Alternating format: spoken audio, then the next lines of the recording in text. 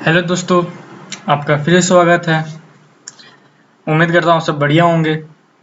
आज हम cell the unit of life का पार्ट 2 चालू करेंगे। लास्ट टाइम हमने सेल थ्योरी कंप्लीट कर ली थी, जिसमें हमने देखा था हमारे कुछ साइंटिस्ट के नाम थे एम स्क्लेडन और टी.एच. क्वावन का नाम, जिन्होंने सेल थ्योरी दी थी, और रुडोल्फ वर्चाउ ने उसको मॉडिफाई किया था। अब हम थोड़ा सेल के बारे में थोड़ा जांच पड़ताल करेंगे। ठीक है, चलिए शुरू करते हैं। देखिए, हम एक सेल के स्ट्रक्चर जानते हैं। उसके बाद अगर हम एक प्लांट सेल लें, जैसे यहाँ पे इन्होंने एक प्लांट सेल में क्या लिया है, हमारा ऑनियन का लिया है, ऑनियन पील लिए, और एनिमल सेल में उन्होंने ह्यूमन का चीक ले लिया है। ठीक है, तो प्लांट सेल में हमें क्या देखने को मिलेगा? अगर हमको माइक्रोस्कोप के अंदर रखेंगे तो हमें कुछ जो प्लांट सेल कंपोनेंट है हमें वो देखने को मिलेंगे, और एनिमल सेल कंपोनेंट है हमें ह्यूमन चिक में वो देखने को मिलेंगे। खाली प्लांट सेल के अंदर हमें एक वो देखने को मिलेगा, क्या नाम है उसका, हमें सेल वॉल, जो कि हमें एब्सेंट मिली कहाँ पे, उसमें क्या नाम है, एनिमल सेल में। ठीक है, जो कि ऑनियन सेल क्या है, मेरी एक टिपिकल प्लांट सेल है। ठीक है, इसके बाद डिस्टिंक्ट सेल वॉल है। ठीक है, एज आउटर बाउंड्री। और जो ह्यूमन सेल जैसे बताया, उसका एक आउटर मेम्ब्रेन है जिसको हम प्लाज्मा मेम्ब्रेन कहते हैं, लेकिन और उस पर कोई डेलिमिटिंग स्ट्रक्चर है उसके सेल के ऊपर। ठीक है, और इनसाइड दिस सेल के अंदर डेंस मेम्ब्रेनस बाउंड स्ट्रक्चर है। दोनों प्लांट और एनिमल सेल के अंदर हमारे एक मेम्ब्रेनस बाउंड स्ट्रक्चर को हम क्या बोलते हैं, न्यूक्लियस। मेम्ब्रेनस बाउंड स्ट्रक्चर्स को हम न्यूक्लियस बोलते हैं, जो कि क्रोमोसोम कंटेन करता है, जेनेटिक मटेरियल कंटेन करता है। ठीक है, डीएनए हो गया, आरएनए हो गया, मतलब हालांकि मोस्टली आरएनए नहीं होता है, आरएनए मतलब जेनेटिक मटेरियल आरएनए नहीं होता, आरएनए होते हैं, लेकिन जेनेटिक मटेरियल डीएनए ही होता है हमारे एनिमल सेल और प्लांट सेल में। ठीक है, सेल के साथ, ठीक है, जिसमें मेरा मेम्ब्रेनस बाउंड न्यूक्लियाई, मतलब न्यूक्लियाई के ऊपर मेम्ब्रेन है, ऐसी सेलों को बोलते हैं यूकेरियोटिक सेल। मतलब ऐसी सेल हैं जिनका न्यूक्लियस कवर हो मेम्ब्रेन से, उन टाइप के सेल को हम बोलते हैं हम यूकेरियोटिक सेल।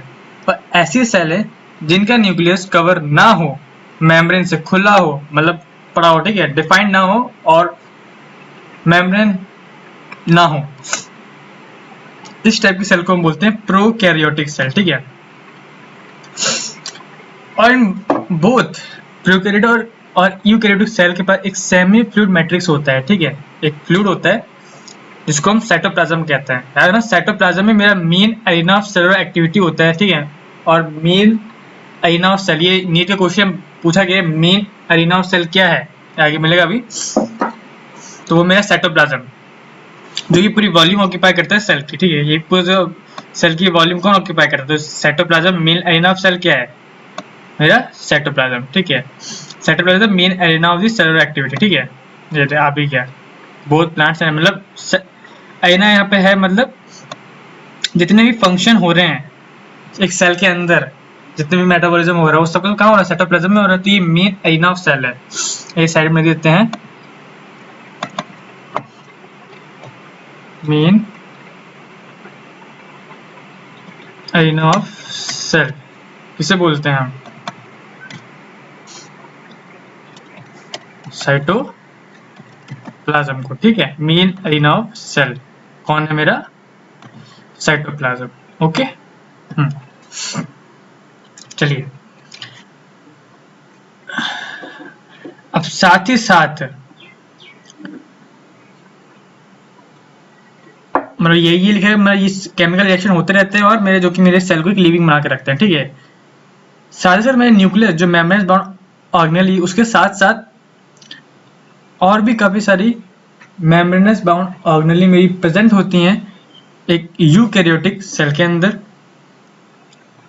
जैसे कि एंडोप्लाज्मिक रेटिकुलम एक मेम्ब्रेनस बाउंड ऑर्गेनेली हुई, ईआर, गोल्गी अप्लॉक्सिस, लाइसोसोम, सोसाइटल बैग भी बोलते हैं इसको, माइटोकॉन्ड्रिया, माइक्रोबोडीज एंड वैक्यूल्स। ठीक है, ये सब क्या है, मेम्ब्रेनस बाउंड ऑर्गेनेली होती है। और याद रखना, मेम्ब्रेनस बाउंड ऑर्गेनेली एब्सेंट होती है मेरे कहाँ पे,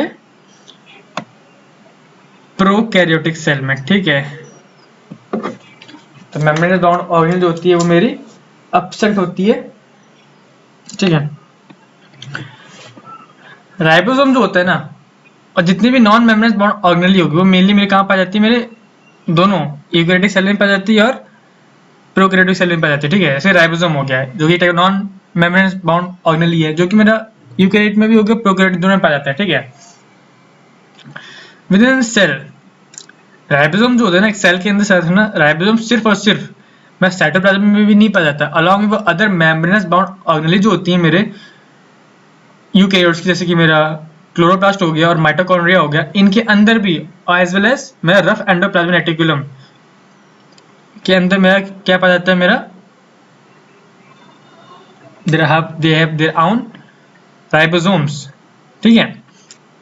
बिकॉज यहाँ पे प्रोटीन की सिंथेसिस होती है और जहाँ प्रोटीन की सिंथेसिस होगी वहाँ राइबोसोम पाए जाएंगे। तो आप मार्क कर लीजिए, साइटोप्लाज्म के साथ ही साथ दो ऑर्गेनेल होगी मेरी, chloroplast in plants, mitochondria and the endoplasmic reticulum, ठीक है। तो क्लोरोप्लास्ट जो प्लांट्स में पाए जाते हैं उसके अंदर पाए जाते हैं, जो कि हमारे एनिमल में एब्सेंट होता है, और माइटोकॉन्ड्रिया दोनों प्लांट एनिमल दोनों में पाया जाता है, रफ एंडोप्लाज्मिक रेटिकुलम में भी पाए जाते हैं, ठीक है।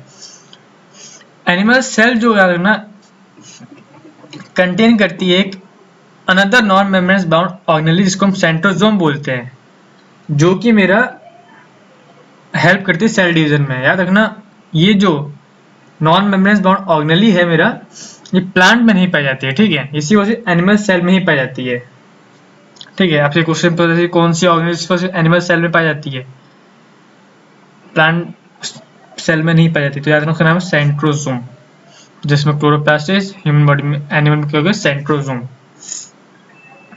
ठीक है। जो राइबोसोम है देखना, वो मेरे क्या है टाइप का, ये क्वेश्चन है, नॉन मेम्ब्रेनस बाउंड है, जो कि दोनों यूकैरियोटिक और प्रोकैरियोट में पाया जाता है, ठीक है। और साथ ही साथ तीन मेम्ब्रेनस बाउंड ऑर्गेनेल होगी, कौन कौन सी होगी मेरी, क्लोरोप्लास्ट हो गया, माइटोकॉन्ड्रिया हो गया और रफ एंडोप्लाज्मिक रेटिकुलम हो गया, इसमें पाया जाता है। और सेंट्रोसोम, याद रखिए, सेंट्रोसोम हो गया मेरा, वो सिर्फ और सिर्फ एनिमल सेल में पाया जाता है, जो कि नॉन मेम्ब्रेनस बाउंड ऑर्गेनेल है, जो कि सेल डिवीजन में हेल्प करता है, ठीक है। किस में हेल्प करता है, मेरा सेल डिवीजन में। Centrosome helps in cell division,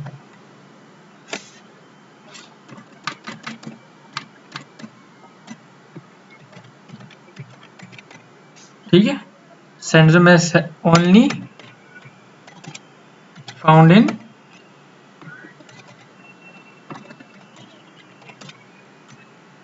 animal cell, okay. हाँ, ये आप थोड़ा साइड में नोट कीजिएगा क्योंकि ये इंपॉर्टेंट है। राइबोसोम दोनों सब में पाया जाता है, रखिएगा, ठीक है। इतना खास नहीं, बस में याद रखना मेन एरिया ऑफ सेल क्या है, ये क्वेश्चन पूछा सकता है आपसे। मेन मैंने ऊपर लिखा दिया ना आपको, हाँ ये लिखा दिया मैंने आपको, ठीक है। चलिए अब आगे पढ़ते हैं।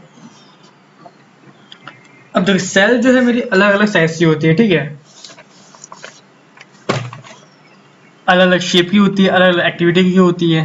फॉर एग्जाम्पल माइक्रोप्लाज्म हो गया, माइक्रोप्लाज्मा ये कोशिका नीट का सबसे स्मॉलेस्ट सेल है, ठीक है, जो कि 0.3 माइक्रोमीटर लेंथ में होती है, ठीक है। और जो बैक्टीरिया हो गया मेरा, वो 3 से 5 माइक्रोमीटर का होता है, ठीक है। और जो सबसे लार्जेस्ट आइसोलेटेड सिंगल सेल होती है वो egg of ostrich, egg of ostrich सबसे लार्जेस्ट होती है, ठीक है, लॉन्गेस्ट नहीं, लार्जेस्ट मल्टी सेलुलर ऑर्गेनिज्म में, ठीक है।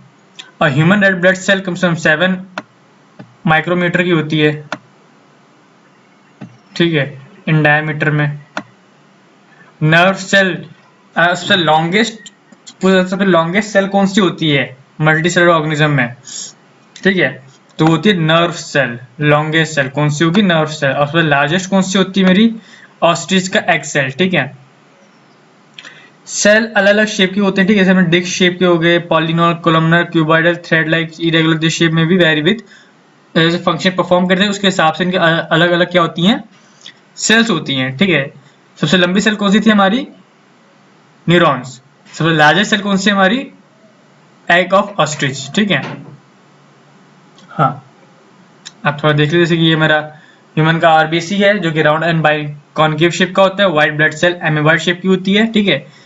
ये कोलम्बरा एपिथेलियल सेल जो कि लॉन्ग एंड नैरो होता है। ये नर्व सेल जो कि ब्रांच एंड लॉन्ग होती है। Tracheal elongated and mesophyll cell round and oval shape का होता है, ठीक है। माइक्रोप्लाज्म स्मॉलेस्ट सेल है, ठीक है, और 0.3 माइक्रोमीटर इसकी लेंथ होती है। बैक्टीरिया की 3 से 5 माइक्रोमीटर होती है। यहाँ की डिफरेंस बहुत इंपॉर्टेंट है, यहाँ से नीट का क्वेश्चन बनता है। माइक्रोप्लाज्म कितने का होता है? 0.3 माइक्रोमीटर, ठीक है। बैक्टीरिया 3 से 5 माइक्रोमीटर, ठीक है। अब थोड़ा मैं आपको शॉर्ट में बता देता हूँ प्रोकैरियोट और यूकैरियोट हल्का सा डिफरेंस। बाकी हम नेक्स्ट सेशन में अच्छे से प्रोकैरियोट को पूरा डिटेल में पढ़ेंगे, ठीक है। उसका स्ट्रक्चर पढ़ेंगे अच्छे से, उसके सब कुछ भाग सब पढ़ेंगे, ठीक है। चलिए, जो प्रोकैरियोटिक सेल है, सबसे पहली सेल थी जो हमारे फॉर्म हुई थी और सबसे ओल्डेस्ट सेल है, ठीक है। उसी को मॉडिफाई करके मेरे आज के टाइम पे यूकैरियोटिक सेल बनी, ठीक है। और काफी डिफरेंस है। जो एवरेज साइज होता है मेरा सुना प्रोकैरियोट का, वो 1 से 2 माइक्रोमीटर होता है, ठीक है। Average size of prokaryotic cell is 1 to 2 micrometre, ठीक है। और वहीं पे एवरेज साइज जो होता है मेरे यूकैरियोट्स का, वो होता है मेरे 10 माइक्रोमीटर का, ठीक है। और याद रखिए, जो मेरा जो सेल वॉल है प्रोकैरियोट में परमानेंट होती है, ठीक है। लेकिन जो मेरे सेल वॉल होती है यूकैरियोट्स में वो ऑप्शनल होती है, जैसे कि प्लांट में नहीं होती। प्लांट में होती है, I am sorry really plant में सेल वॉल होती है और एनिमल सेल में नहीं होती है, ठीक है, सेल वॉल। और इसके पास नॉन मेम्ब्रेनस बाउंड ऑर्गेनेल ही होती है, ठीक है। और यूकैरियोट्स के पास both membranous bound as well non membranous bound organelle होती है। प्रोकैरियोट्स के पास इनका डिफाइंड न्यूक्लियस नहीं होता है, ठीक है। और थोड़ा शेप की याद रखिएगा इनका बैक्टीरिया का, तो शेल शेप होती है प्रोकैरियोट्स की, ठीक है। हम लिख देते हैं शेल शेप ऑफ प्रोकैरियोट्स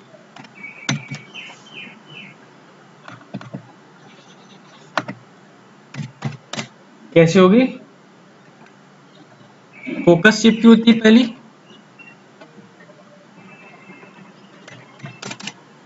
ठीक है। फिर बैसिलस, फिर विब्रो, फिर स्पाइरल शेप की होती है, ठीक है। ये शेप याद रखिएगा, शेप ऑफ प्रोकैरियोट, ठीक है। बाकी यूकैरियोट सेल बड़ी होती है, 10 गुना ज्यादा बड़ी होती है मेरे प्रोकैरियोट से। और सेल वॉल जो होती है प्रोकैरियोट्स की मेनली मेरे ग्लाइकन की बनी होती है, ठीक है। बाकी हम पढ़ेंगे अच्छे से, पेप्टिडोग्लाइकन जो हो गया मेरा ग्लाइकन की बनी होती है, आगे अच्छे से पढ़ेंगे। बाकी आज सेशन यही समाप्त करते हैं। अब कल हम थोड़ा डिटेल में पढ़ेंगे, मेनली प्रोकैरियोट सेल जो होगी मेरी बैक्टीरिया सेल ही होगी, मेनली बैक्टीरिया के बारे में ही पढ़ना है हमें अच्छे से। तो बैक्टीरिया जो ऊपर बताई सारी बैक्टीरिया की ही शेप है, ठीक है। कोकस, बैसिलस, विब्रो, स्पाइरल, ठीक है। बहुत सारे जो स्ट्रेप्टोकोकस सुना होगा आपने, ठीक है, थायोबैसिलस, ठीक है, विब्रो, स्पाइरल, ये सब शेप है मेरे प्रोकैरियोटिक सेल और बैक्टीरिया की, ठीक है। बाकी आगे हम तो डिटेल में पढ़ेंगे, बहुत बड़े चैप्टर ही हमारा होने वाला है, ठीक है। तो ये सेशन समाप्त करते हैं। उम्मीद करता हूँ आपको समझ आया होगा सेल के बारे में थोड़ा अच्छे से डिटेल में, ठीक है।